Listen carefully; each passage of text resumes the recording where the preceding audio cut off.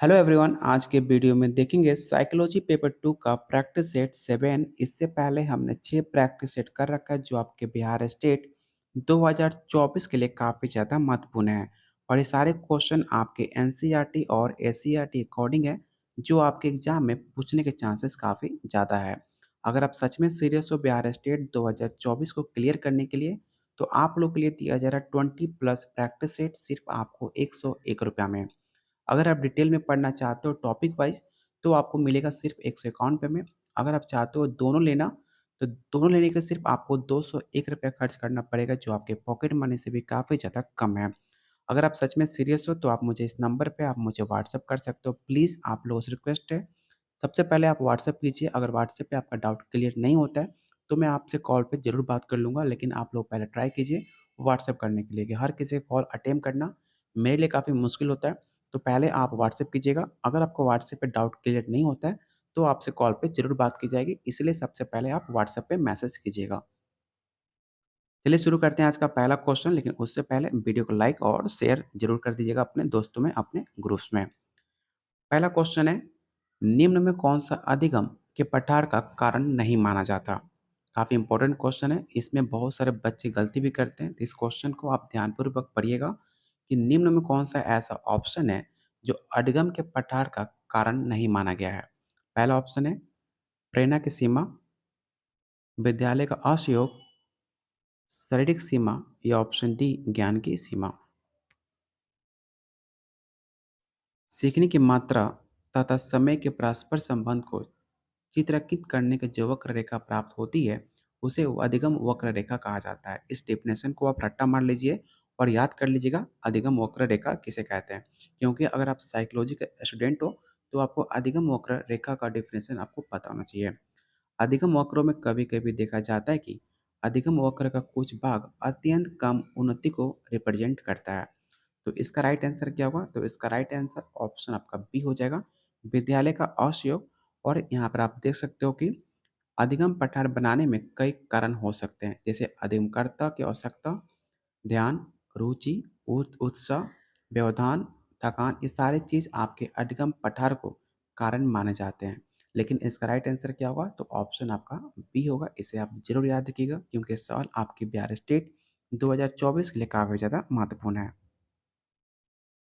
Second question है, अधिगम अनुभव और परीक्षण में परिमाण स्वरूप व्यवहार में परिवर्तन, ये कथन किसके द्वारा दी गई थी? स्टेटमेंट से आपने देखा होगा साइकोलॉजी में, आपके बिहार स्टेट की बात की जाए चाहे बीपीएससी की बात की जाए, 3 से 4 सवाल आपके हमेशा स्टेटमेंट से पूछे जाते हैं। इसलिए इस क्वेश्चन को आप जरूर वीवीआई क्वेश्चन टिक आउट कर लीजिएगा, क्योंकि हो सकता है ये सवाल आपके बिहार एग्जाम 2024 में पूछा जा सकता है। ये स्टेटमेंट गेट्स के द्वारा दी गई थी, या मॉर्गन और गिललैंड के द्वारा, स्किनर, या ऑप्शन डी क्रॉनबैक। तो अधिगम अनुभव और परीक्षण में परिमाण स्वरूप व्यवहार में परिवर्तन, ये स्टेटमेंट आपके गेट्स और अन्य के अनुसार दी गई थी। तो इसका राइट आंसर क्या होगा? तो ऑप्शन ए होगा। इसे आप जरूर नोट डाउन कर लीजिएगा। आप चाहे तो इसका स्क्रीनशॉट जरूर रख लीजिए, क्योंकि काफ़ी इंपॉर्टेंट है। अगर आपके पास प्रैक्टिस सेट नहीं है, तो आप इसका स्क्रीनशॉट जरूर ले लीजिएगा। क्वेश्चन थर्ड है, स्टैनफोर्ड बिने परीक्षण मापन क्या है? आपने क्लास सीटेट में आपको पढ़ाया गया होगा। अगर आपने साइकोलॉजी ग्रेजुएशन में अच्छे से पढ़ा होगा, तो आपने को बताया गया होगा स्टैनफोर्ड बिने परीक्षण क्या है। ऑप्शन है व्यक्तित्व का, पढ़ने की दक्षता को, बुद्धि का, या ऑप्शन डी उपरोक्त में से कोई नहीं। बात की जाए स्टैनफोर्ड विनय परीक्षण का, तो ये मापन करता है आपकी बुद्धि का, कि आपका बुद्धि कितना काम करता है, आपका बुद्धि कितने काम का है, कितने आप सही क्वेश्चन पहचान पा रहे हो, ये आपके एग्जाम में आ सकता है, कितने आप अच्छे से समझ सकते हो कि कौन सा क्वेश्चन आपके एग्जाम के दृष्टिकोण से महत्वपूर्ण है, और कौन सा चीज़ आपके लिए इंपॉर्टेंट है। अगर ये सब कुछ आपको जज कर पा रहे हो, आप समझ पा रहे हो, तो आपकी बुद्धि काफ़ी अच्छी है। और किसके द्वारा जाँच की जाती है? स्टैनफोर्ड विनय परीक्षण। इसका आप नाम रट्टा मार लीजिए, क्योंकि सवाल आपके एग्जाम में ऑलरेडी पूछा जा चुका है। तो इसका राइट आंसर क्या होगा? तो ऑप्शन आपका सी हो जाएगा। कब लाया गया था? तो 1905 में। इसको साइमन कमीशन के साथ मिलकर, इनके सहयोगी, इनके फ्रेंड थे एक साइमन, उनके साथ मिलकर आधुनिक प्रकार के सबसे पहला सफल बुद्धि परीक्षण तैयार किया था। कब किया था? तो 1905 में। इस डेट को भी आप नोट डाउन ज़रूर कर लीजिएगा।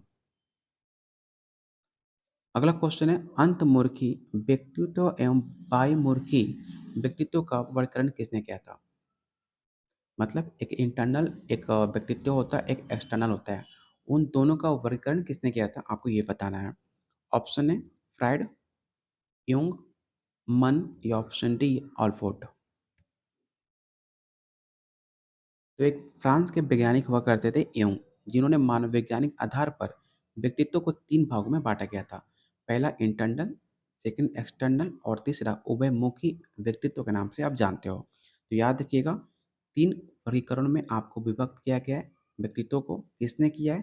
तो यूंग कहाँ के थे? तो आपके फ्रांस के वैज्ञानिक रहने वाले थे। तो इसका राइट आंसर क्या होगा? तो ऑप्शन आपका बी होगा, इसे आप ज़रूर याद रखिएगा।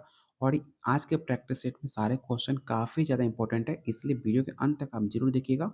हो सकता है इसमें से सवाल आपके एग्जाम में पूछने के मिल सकते हैं। अगला क्वेश्चन है, बच्चों के सामाजिक विकास को प्रभावित करने वाले कारक कौन कौन से हैं? ऑप्शन है आर्थिक तत्व, सामाजिक परिवेश, शारीरिक तत्व या ऑप्शन डी वातानुकूलित तत्व, जिसे आप इंग्लिश में हेरिडिटी के नाम से भी जानते हो।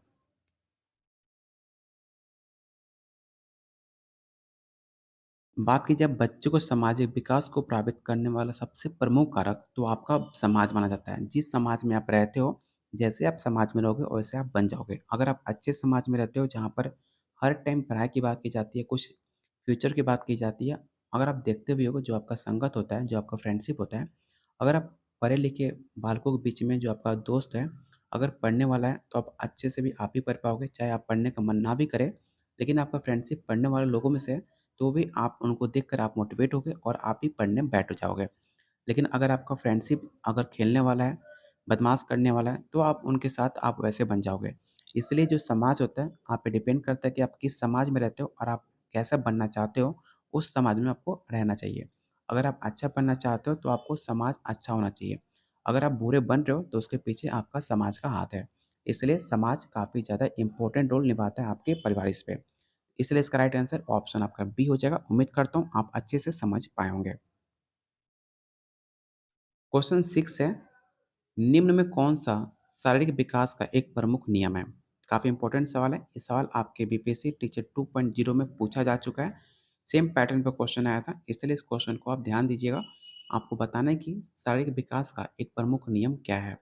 ऑप्शन है मानसिक विकास में भिन्नता का नियम, अनियमित विकास का नियम, द्रुतगामी विकास का नियम या ऑप्शन डी कल्पना और संवेगात्मक विकास का संबंध का नियम।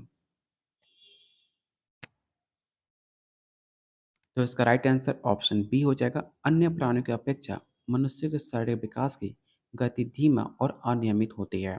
सहसावस्था में बात की जाए तो सहसावस्था में आपकी शारीरिक वृद्धि और परिवर्तन काफ़ी ज़्यादा तीव्र गति से होती है। जब आप बच्चे होते हो तो आपका देखोगे बच्चे कब जल्दी बड़े हो जाते हैं तो आपको पता नहीं चलता, क्योंकि सहसावस्था जो आपका पीरियड होता है वो काफ़ी ज़्यादा आपकी वृद्धि जो होती है शरीर की काफ़ी ज़्यादा तीव्र गति से होती है। वही जब आपकी बाल्यावस्था आता है तो बाल्यावस्था में जो आपकी गति होती है विकास होने की शरीर वो काफ़ी धीमी हो जाती है। फिर आप देखोगे जब जैसे आपका किशोरावस्था आएगा, तो किशोरावस्था में अचानक सडनली आपका जो ग्रोथ है बढ़ जाता है। इसलिए सबसे ज़्यादा सहसावस्था और आपका किशोरावस्था में आपके विकास की गति काफ़ी ज़्यादा तीव्र होती है। सबसे कम कब होता है? सबसे कम आपके बाल्यावस्था में होता है। इस सारे पॉइंट को आप नोट डाउन कर लीजिएगा। अगर आप डिटेल में पढ़ोगे तो आपको डिटेल में यही समझाया गया है जो मैं अभी आपको समझा रहा हूँ। इसलिए इस क्वेश्चन को आप इम्पोर्टेंट तौर पे लीजिएगा, क्योंकि हो सकता है कि सवाल आपके एग्जाम में पूछा जा सके, क्योंकि ये सवाल सेम पैटर्न पे क्वेश्चन आपके बीपीएससी टीचर 2.0 में पूछा जा चुका है। क्वेश्चन 7 है, निम्न में कौन सा विकास का सिद्धांत नहीं है? काफ़ी इजी सवाल है। अगर आप ध्यान से ऑप्शन को पढ़िएगा तो आप आसानी से इसका आंसर दे सकते हो कि कौन सा विकास का सिद्धांत नहीं है।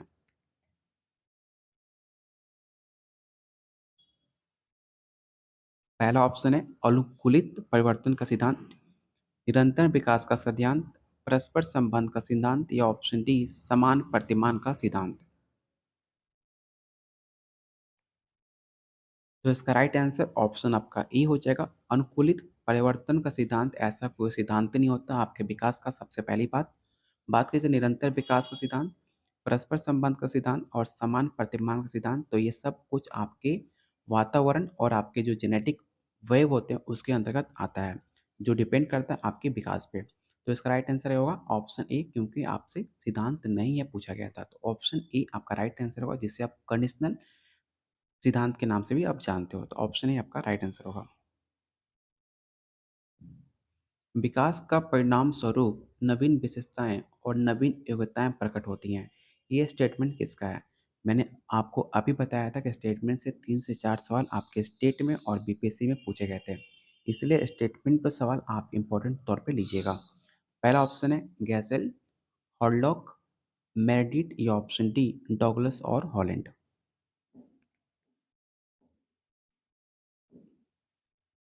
ये स्टेटमेंट आपके हॉलॉक द्वारा दी गई थी कि हॉलॉक ने बालक के विकास को परिभाषित करते हुए कहा था कि विकास एक ऐसी प्रक्रिया है जो बालक की गर्भावस्था से लेकर उनकी मृत्यु तक एक क्रम में चलती है।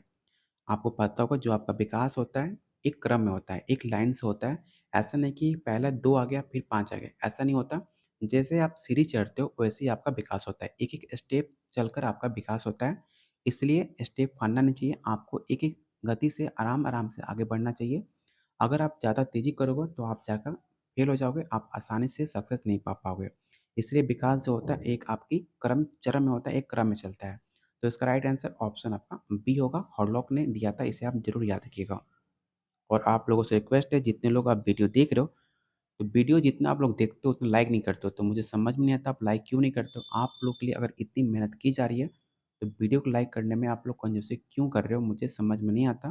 तो प्लीज़ आप लोगों से रिक्वेस्ट है, वीडियो को लाइक कीजिए, शेयर कीजिए अपने दोस्तों में, अपने ग्रुप्स में, जिससे मुझे लगे कि आपको वीडियो पसंद आ रही है। तो आप लोग के लिए और ज़्यादा इंपॉर्टेंट क्वेश्चन आपको कराया जाएगा, जो आपके बिहार स्टेट 2024 को क्वालिफाई करने में मदद करे। तो प्लीज़ आप वीडियो को लाइक और शेयर ज़रूर कीजिएगा। अगर आपने चैनल को अभी तक सब्सक्राइब नहीं किया तो आप चैनल को ज़रूर सब्सक्राइब कर लीजिएगा, इसमें आपको बहुत फ़ायदा होगा। आपको न्यूज़ और कंटेंट हमेशा आपको मिलते रहेगा। कोई भी आपको डाउट होता है तो आप मुझे मैसेज भी कर सकते हो।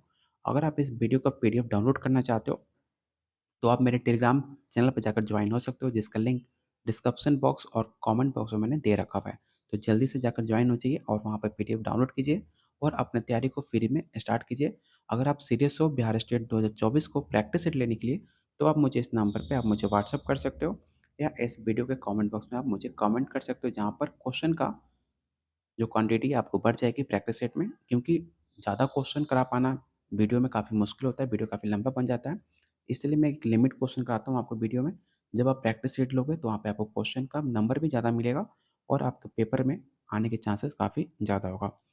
चलते हैं क्वेश्चन 9 पे। क्वेश्चन 9 कह रहा है मूल प्रवृत्तियों में 14 प्रकार से किसने वर्गीकृत किया था? इस क्वेश्चन को आप भी वही क्वेश्चन टिक आउट कर लेना, क्योंकि पिछले साल आपके बिहार स्टेट 2023 में आपसे सेम सवाल पूछा गया था, सेम पैटर्न पे सवाल आए थे आपके एग्जाम में, इसलिए इस क्वेश्चन को आप ज़रूर इम्पोर्टेंट तौर पे लीजिएगा। ऑप्शन है ड्रेवर, मैकडूगल, थॉर्नडाइक, या ऑप्शन डी वुडवर्थ। मैकडूगल के अनुसार मूल प्रवृत्ति परंपरागत या जन्मजात मनोशारीरिक प्रवृत्ति मानी जाती है, जो प्राणी के किसी विशेष वस्तु को देखने और उनके प्रति ध्यान देने, उसके देखकर एक विशेष प्रकार की इमोशन उत्तेजना का अनुभव करने और उससे संबंधित एक विशेष ढंग का कार्य करने की इच्छा प्रबल होती है। तो इसने किसने दिया था 14 प्रकार की मूल प्रवृत्ति? तो मैकडूगल ने दिया था। इसे आप जरूर याद रखिएगा। तो ऑप्शन बी आपका राइट आंसर होगा। किसी वस्तु की किसी दूसरी वस्तु की अपेक्षा एक वस्तु पर चेतना का केंद्रीकरण अवधान किसका है? ये भी सवाल आपका स्टेटमेंट से है। ऑप्शन है डॉम्बिल का, रॉस का, मन का, या ऑप्शन डी मैकडूगल। तो मैकडूगल ने कहा था किसी दूसरी वस्तु की अपेक्षा एक वस्तु पर चेतना का केंद्रीकरण अवधान माना जाता है। ये ऑप्शन इसका ए राइट आंसर होगा, डॉम्बिल। निम्न में कौन सा सीखने का मुख्य नियमों में शामिल नहीं है? काफ़ी इंपॉर्टेंट सवाल है और काफ़ी इजी भी है। आपको बताना है कि सीखने के मुख्य नियमों में कौन-सा शामिल नहीं है। अगर आप डेली प्रैक्टिस सेट मेरा वीडियो देखते हो, तो ये सवाल मैंने ऑलरेडी आपको करा रखा है। 3rd या 4th क्लास में मैंने आपको बताया भी था कि तत्परता के नियम कौन-कौन से होते हैं। तो इसका राइट आंसर ऑप्शन आपका सी हो जाएगा, बहु अनुक्रिया का नियम। किसने दिया था? तो बहु अनुक्रिया का नियम आपके थॉर्नडाइक ने दिया था। जो आप इन्होंने बताया था मुख्य नियम 2 प्रकार के होते हैं, एक मुख्य और एक गौण नियम। मुख्य नियम में कौन-कौन से आते हैं? मुख्य नियम में आपका तत्परता का नियम, अभ्यास का नियम और आपके अफेक्टिव का नियम, जिसे आप हिंदी में प्रभाव का नियम से जानते हो। वही बात कीजिए गौण नियम में, तो गौण नियम में आपके 4 प्रकार के होते हैं। कौन-कौन से? तो बहु अनुक्रिया, मानसिक, आंशिक और आपका सदृश्य, जिसे आप इंग्लिश में इनसाइट के नाम से भी जानते हो। इसका स्क्रीनशॉट आप ज़रूर रख लीजिएगा क्योंकि ये सवाल काफ़ी ज़्यादा इम्पोर्टेंट है। ऑप्शन इसका सी राइट आंसर होगा, थॉर्नडाइक बहु अनुक्रिया का नियम। क्वेश्चन 12 कह रहा है 12 से लेकर 16 से वर्षों तक बच्चों के लिए हिंदी में डॉक्टर एस जलोटा ने कौन सा परीक्षण का प्रतिपादित किया था? आपने नाम सुना होगा डॉक्टर एस जलोटा का, जो आपके इंडियन वैज्ञानिक मान सकते हो, जिन्होंने परीक्षण किया था 12 से लेकर 16 वर्षों के बच्चों के बीच। तो इसका कौन सा परीक्षण किया था आपको यही बताना है। ऑप्शन है अशाब्दिक बुद्धि परीक्षण, साधारण मानसिक योग्यता परीक्षण, आर्मी अल्फा परीक्षण या ऑप्शन डी चिंत्रांकन परीक्षण। तो प्रोफेसर एस जलोटा आपके पंजाब विश्वविद्यालय के एक प्रोफेसर हुआ करते थे, जिन्होंने सन 1963 में बुद्धि परीक्षण निर्माण का एक प्रयोग किया था, जिसे नाम लिखा गया था साधारण मानसिक योग्यता परीक्षण। तो इसका राइट आंसर ऑप्शन आपका बी होगा, साधारण मानसिक योग्यता परीक्षण। कब? तो 1963 में इसका प्रयोग किया गया था, इसका परीक्षण किया गया था। क्वेश्चन 13 कह रहा है बुद्धि के दिक् कारक सिद्धांत का प्रतिपादित किसने किया था? ये सवाल आपके बिहार स्टेट 2023 में ऑलरेडी जाकर पूछ चुका है, आप जाकर क्वेश्चन पेपर चेकआउट कर सकते हो। इसका ऑप्शन है थॉर्नडाइक, स्पीयरमैन, वर्नन या ऑप्शन डी स्टोन। तो बुद्धि का टू फैक्टर सिद्धांत प्रतिपादन आपके अंग्रेज मानव वैज्ञानिक स्पीयरमैन ने किया था। कब किया था? तो 1904 में किया था। एक था सामान्य योग्यता कारक और दूसरा विशिष्ट कारक योग्यता, जिसे आप इंग्लिश में जी फैक्टर मतलब जनरल फैक्टर के नाम से जानते हो और दूसरा स्पेसिफिक फैक्टर के नाम से जानते हो, जो स्पीयरमैन ने 1904 में दिया था। तो इसका राइट आंसर क्या होगा? तो ऑप्शन बी आपका राइट आंसर होगा, इसे आप जरूर याद रखिएगा। क्वेश्चन 14 कह रहा है निम्न में कौन सा युग्म सही नहीं है? आपको 4 ऑप्शन दिया गया है, आपको बताना है कि कौन सा युग्म सही नहीं है, आपको ये बताना है। पहला ऑप्शन है सीखने का उद्दीपक अनुक्रिया सिद्धांत, बिल्कुल थॉर्नडाइक नहीं दिया था, पहला ऑप्शन बिल्कुल सही है। सीखने का क्रिया प्रस्तुत अनुबंध सिद्धांत, बी एफ स्किनर। रिफोर्समेंट जो थ्योरी थी आपकी, बी एफ स्किनर ने दिया था, बिल्कुल आपका सही है, ऑप्शन बी भी इसका आंसर सही होगा। सीखने का क्लासिकल सिद्धांत, पहलों से हमेशा आपके 3 से 4 सवाल आपके बिहार स्टेट में पूछे गए थे, तो याद रखिएगा क्लासिकल थ्योरी आपके पहलों ने दी थी। इस जो फोर्थ ऑप्शन है सीखने का समग्र सिद्धांत, हल ने नहीं दिया था।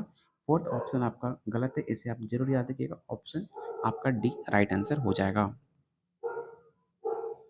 क्वेश्चन 15 कह रहा है इनमें से किनका नाम सूजन शास्त्र के पिता से जुड़ा हुआ है? ऑप्शन है क्रो एम क्रो, गल्टन, रॉस या ऑप्शन डी वुडवर्थ। तो गल्टन को सूचना शास्त्र के पिता भी कहा जाता है।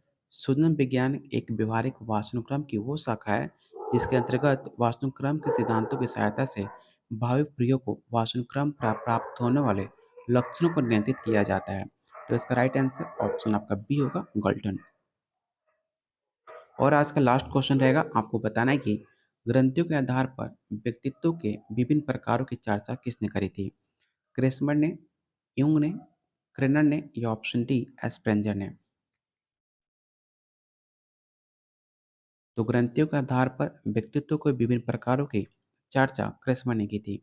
कौन सी पुस्तक में की थी? तो साइकिक एंड कैरेक्टर की रचना शैली में आधार पर व्यक्तित्व को 3 भागों में बटाया था, जिसका पहला एसेंटिक, दूसरा एथलेटिक और तीसरा फाइब्रिक के नाम से जानते हो। तो इसका राइट आंसर ऑप्शन आपका ई होगा। टोटल मैंने आज आपको टोटल 16 क्वेश्चन कराए। आपको बताना है कि आउट ऑफ 16 आपने कितने क्वेश्चन राइट अटेम्प्ट करे। अगर आपका स्कोर 8 प्लस आ रहा है तो आपकी तैयारी काफ़ी अच्छी चल रही है। अगर आपका स्कोर 8 से कम आ रहा है तो आपको प्रैक्टिस सेट लेने की ज़रूरत है। क्वेश्चन तो और है यार, चलो क्वेश्चन और भी कर लेते हैं, बाद में ऐड करेंगे। पहला क्वेश्चन है, 17 क्वेश्चन है। पहला क्वेश्चन कैसे है? मौलिक परिणामों को अभिव्यक्त करने की मानसिक प्रक्रिया किसका है? कोल एवं ब्रूस का, ट्रेवल का, ध्यान का, ये ऑप्शन डी क्रो एवं क्रो का। तो इसका राइट आंसर ऑप्शन आपका डी हो जाएगा। सृजनात्मक मौलिक परिणामों को अभिव्यक्त करने की मानसिक प्रक्रिया आपकी क्रो एवं क्रो की है। तो ऑप्शन डी आपका राइट आंसर होगा। विद्रोह की भावना की प्रवृत्ति निम्न में किस अवस्था से संबंधित है? मतलब जो आपकी विद्रोह की भावना किस उम्र में पैदा होती है, आपको ये बताना है। पहले तो आप बताइए कि आपके अंदर कब पैदा हुई थी विद्रोह की भावना? आप अपना उम्र बताइए कि आपकी उम्र में किस उम्र में विद्रोह की भावना उत्पन्न हुई थी? तो आप लोग कमेंट बॉक्स में ज़रूर बताइएगा। पहला ऑप्शन है बाल्यावस्था, शैशवावस्था, पूर्व किशोरावस्था या ऑप्शन डी मध्य किशोरावस्था। तो मैक्सिमम बच्चे के अंदर विद्रोह की भावना 12 से 14 वर्ष के अंदर उत्पन्न हो जाती है। उनके अंदर एक विद्रोह की भावना उत्पन्न होती है जो 12 से 14 वर्ष, जिसे आप पूर्व किशोरावस्था के नाम से जानते हो। तो ऑप्शन सी आपका राइट आंसर हो जाएगा। टोटल मैंने 18 क्वेश्चन करा दिए। अगर आप प्रैक्टिस सेट लेना चाहते हो तो 20 प्लस प्रैक्टिस सेट आपको दिया जा रहा है ₹101 में।